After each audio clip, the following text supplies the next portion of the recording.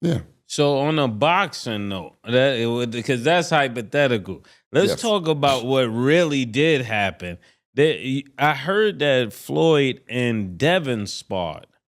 Is that real? Yes. Is that no hypothetical? No hypothetical. And I mean, normally, traditionally, when Floyd does spar anyone, and I do want to say I'm thankful for the opportunity for Devin to spar him.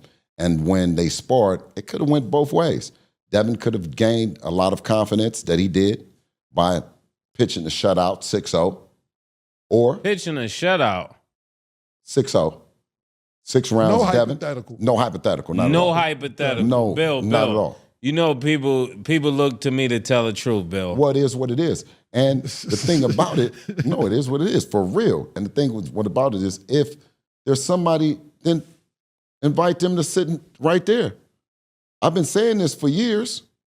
You see what I mean? You prefer Leonard Ellaby be sitting right there while you saying this? He won't do it. Can't do it.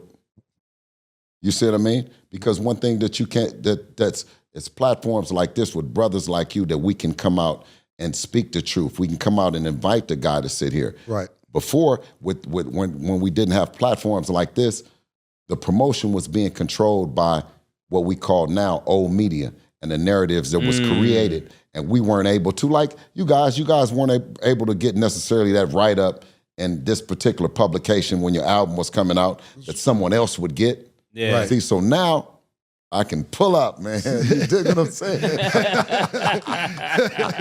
yeah, you know. So yeah, that was definitely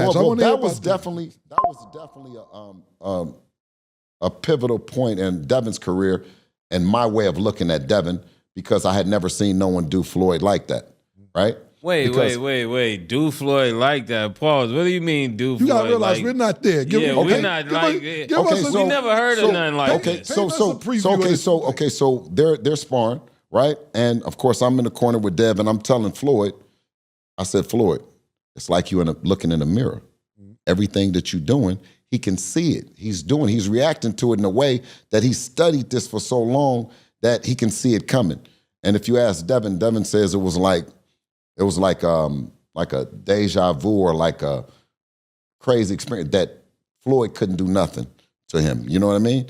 And I think after the 6th round, Floyd dropped and he rolled out the ring, and he dapped him up. We got a picture, infamous picture of them two together, and then that was it. He never did ask for any more. Before he started like working with him? That was before. That was right before the Conor McGregor fight. You see what I mean? So I think that was a solidification to Floyd, or it solidified that the torch had been passed, and rightfully so. I was thankful that it was my son, and that that they didn't do round 7 or 8. Right, got you.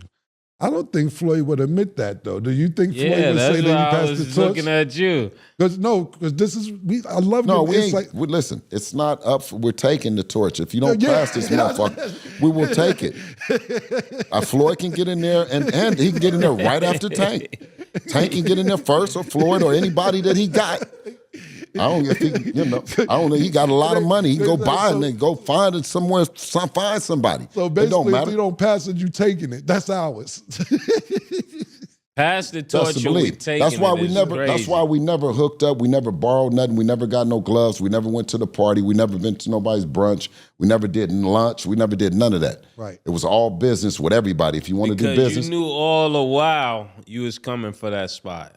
Absolutely. It's only one spot for Devin, and that's on the Mount Rushmore of boxing, not just one world title. I mean, we've done undisputed. We've done what no one fighter has done in history, is to go over across the pond, become undisputed, come back, defend undisputed, and then come back and fight pound for pound fighter and Lomachenko.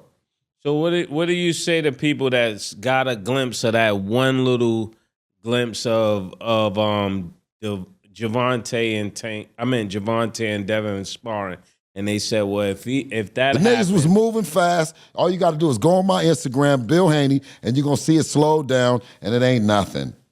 It ain't nothing. A good point that you brought up, though, is that this is in that footage, and like I said, I'm not jumping in you guys' business. You know, for years, y'all guys been doing this since preteens.